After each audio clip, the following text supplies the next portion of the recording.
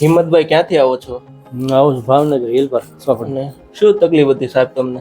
મારે બે ગોઠણીની તકલીફ હતી. હાલો ચાલો બેવા મુઠવા એમ તકલીફ એવી પડતી, બરાબર. અને આ તકલીફ તમને કેટલા સમયથી હતી? હા તો 2-3 વર્ષ થયો છે.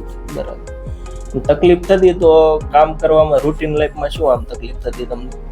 તકલીફ તો એ જ થાય કે જાજી કરી એક જગ્યાએ બેહીને હોય કે ઉભળક બેહીને કામ કરવાથી ઉભળક નો બેઠી શકાય, દુખ્યા કરે, બરાબર. ઘસારો હતો થોડો તમારો પગમાં, બરાબર.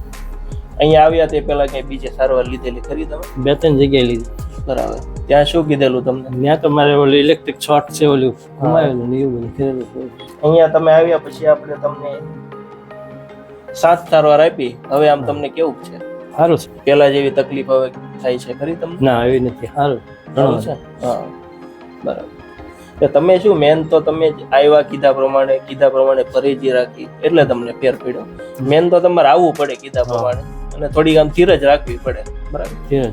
અને આ સારવારમાં મેન ફાયદો એ છે કે કોઈ પણ જાતની દવા તમને આપવામાં આવતી નથી, એટલે કોઈ પણ જાતની આડઅસર નથી આ સારવાર, બરાબર.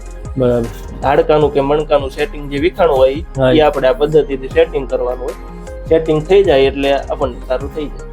તમને કેવી લાગી આ સારવાર? સારવાર સારી લાગી. તમારી જેવી તકલીફ વાળા કોઈ દર્દી હોય તો તમે તેને શું કહેશો આ સારવાર વિશે? સારવાર લેવાય જેવી છે. ખભાના ખંભા કોઈનો દર્દ વધારે હોય કહીએ કઈ કે સારવાર લ્યો તો આમ મણકો એકાદ ખાઈ ગયો તો એ પેટી. હા, તમને કેવી લાગી બા સારવાર?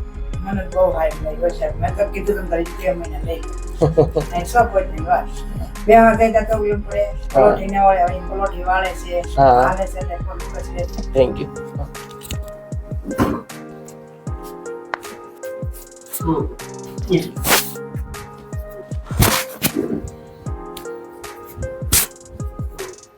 ચલો